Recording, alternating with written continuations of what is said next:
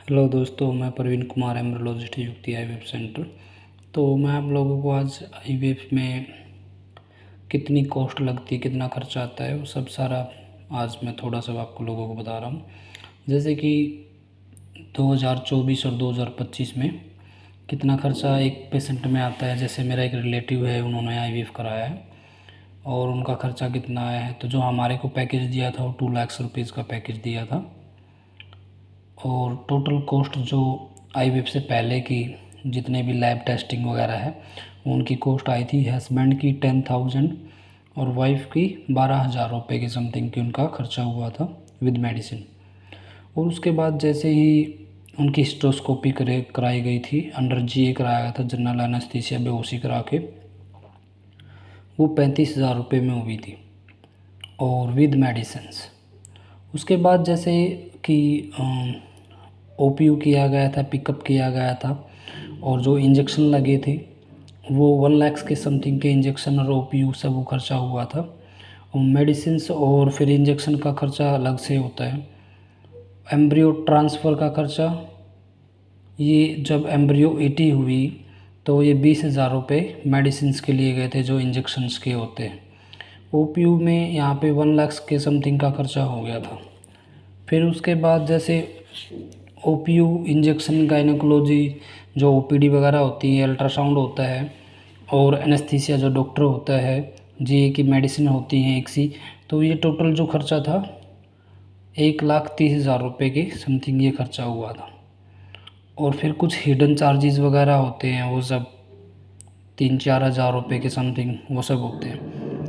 फिर embryo transfer के समय 35 से 40 हज़ार रुपये हमारे से लिए गए थे। और फिर ये जो एम्ब्रियो फ्रीजिंग के चार्जेस लिए थे 35 से 40 हज़ार रुपये 6 मंथ के लिए। 6 मंथ के बाद फिर से हमें 40 या 45 हज़ार रुपये के समथिंग देने पड़ेंगे।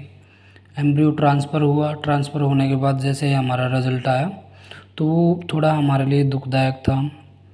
हमारा रिज़ल्ट जो कि नेगेटिव आया तो मेरा परिवार और सब दुखी थे, क्योंकि हमने आईवीएफ कराने के बाद नेगेटिविटी मिली थोड़ी सी। तो जो उसके बाद जो रिज़ल्ट आया था उस दिन हमने यूपीटी चेक किया, एक ब्लड की जांच की थी, बीटा एचसीजी, जिसमें हमारे 700 के समथिंग खर्चा लग गया था। फिर हम लोगों ने जो हमारे एम्ब्रियो बचे हुए थे तो हमने सोचा सेकंड चांस और लेते हैं। फर्स्ट अटैम्प्ट पे अगर हमारा नेगेटिव आ जाता है तो कोई बात नहीं, हम दूसरा अटैम्प्ट लेंगे। हमने डॉक्टर से बात की और सेकंड चांस के लिए हमने पूछा मैम कि जो हमारे फ्रीज किए हुए जो एम्ब्रियोज़ रखे हुए हैं उनका खर्चा एक बार आप हमें और बता दो कितना खर्चा और लगेगा। तो मैम ने हमें 45,000 रुपये फ्रीजिंग एम्ब्रियो ट्रांसफ़र के लिए और मेडिसिन्स और जो इंजेक्शन लगेंगे आफ्टर डिस्चार्ज के बाद जो एफईटी के चार्जेस होते हैं कि जो मेडिसिन डिस्चार्ज होने के बाद 20,000 रुपये की समथिंग की मेडिसिन्स विद इंजेक्शंस आना जाना सब लगा के, एक्स्ट्रा लगा के ये सब खर्चा हुआ था। तो टोटल हमारी दोनों टाइम की